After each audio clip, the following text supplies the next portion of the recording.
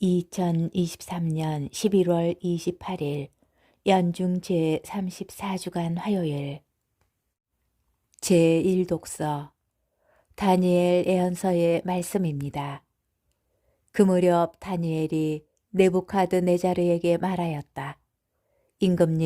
임금님께서는 무엇인가를 보고 계셨습니다. 그것은 큰 상이었습니다. 그 거대하고 더없이 번쩍이는 상이 임금님 앞에 서 있었는데 그 모습이 무시무시하였습니다.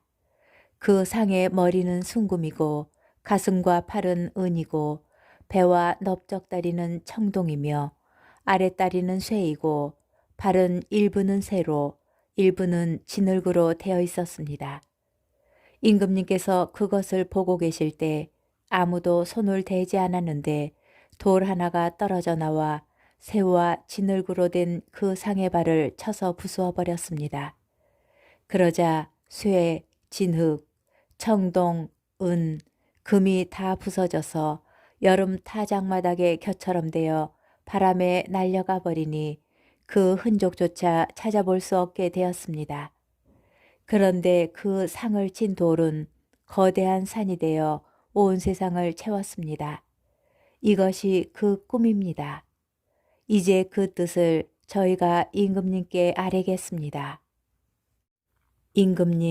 임금님께서는 임금들의 임금이십니다. 하늘의 하느님께서 임금님께 나라와 권능과 권세와 영화를 주셨습니다.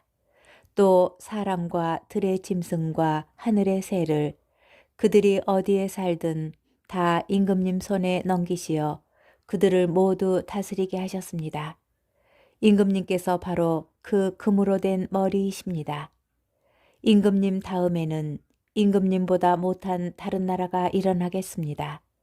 그 다음에는 청동으로 된 셋째 나라가 온 세상을 다스리게 됩니다. 그러고 나서 쇠처럼 강건한 넷째 나라가 생겨날 것입니다.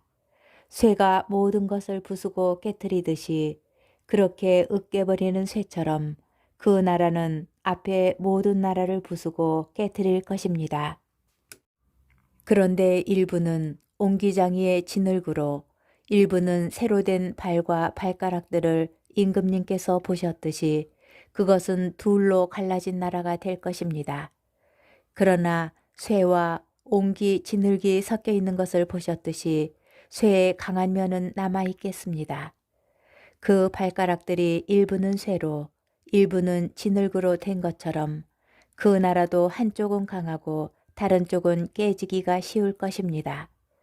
임금님께서 쇠와 옹기 진흙이 섞여 있는 것을 보셨듯이 그들은 혼인으로 맺어지기는 하지만 쇠가 진흙과 섞여 하나가 되지 못하는 것처럼 서로 결합되지는 못할 것입니다.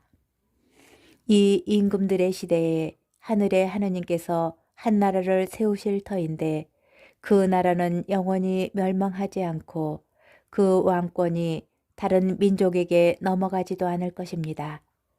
그 나라는 앞에 모든 나라를 부수어 멸망시키고 영원히 서 있을 것입니다. 이는 아무도 돌을 떠내지 않았는데 돌 하나가 산에서 떨어져 나와 쇠와 청동과 진흙과 은과 금을 부수는 것을 임금님께서 보신 것과 같습니다. 위대하신 하느님께서 앞으로 무슨 일이 일어날지 임금님께 알려주신 것입니다. 꿈은 확실하고 그 뜻은 틀림없습니다. 주님의 말씀입니다. 복음, 루카복음 21장 5절에서 11절의 말씀입니다. 그때 몇몇 사람이 성전을 두고 그것이 아름다운 돌과 자원 예물로 꾸며졌다고 이야기하자 예수님께서 이르셨다. 너희가 보고 있는 저것들이 돌 하나도 다른 돌 위에 남아있지 않고 다 허물어질 때가 올 것이다. 그들이 예수님께 물었다. 스승님, 그러면 그런 일이 언제 일어나겠습니까? 또 그 일이 벌어지려고 할 때에 어떤 표징이 나타나겠습니까? 예수님께서 이르셨다. 너희는 속는 일이 없도록 조심하여라. 많은 사람이 내 이름으로 와서 내가 그리스도다.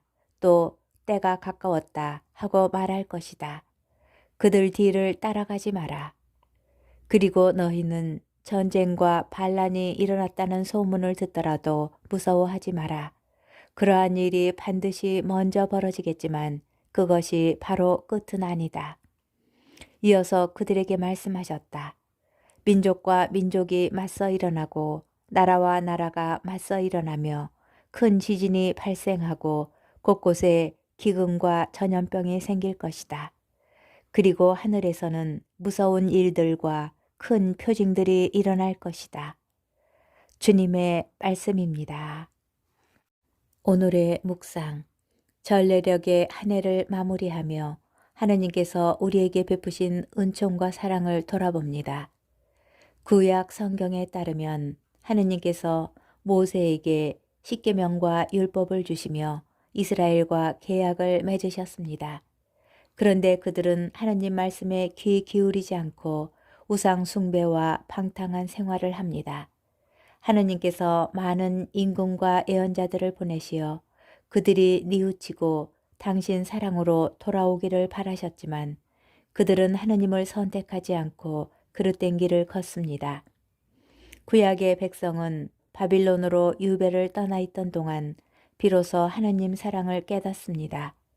제1독서에서 바빌론 임금 네부카드네자르가 예루살렘으로 쳐들어와 솔로몬이 건설한 예루살렘 제1성전을 파괴한 것은 하느님께서 이방인 임금을 통하여 당신 백성에게 회개를 촉구하시는 모습으로 이해할 수 있습니다. 한편 복음에서 예수님께서 예루살렘 제2성전을 가리키시며 너희가 보고 있는 저것들이 다 허물어질 때가 올 것이다 라고 말씀하십니다. 하느님께서 머무시는 성소, 거룩한 곳이었던 예루살렘 성전이 무너지는 것은 이스라엘이 하느님과 맺은 계약을 스스로 거부하고 파괴하였기 때문이며 결과적으로 옛 계약이 새 계약으로 상대화되며 완성된다는 의미로 해석됩니다. 지나온 시간을 돌아보며 하느님께서 베푸신 은총과 사랑을 떠올려 봅니다. 그리고 일상에서 당연하다고 여기는 사소한 것들, 예를 들어 신앙, 생명, 건강, 가족 같은 것들에 진심으로 감사할 줄 아는 건강한 그리스도인이 되도록 작은 노력을 기울여 봅니다.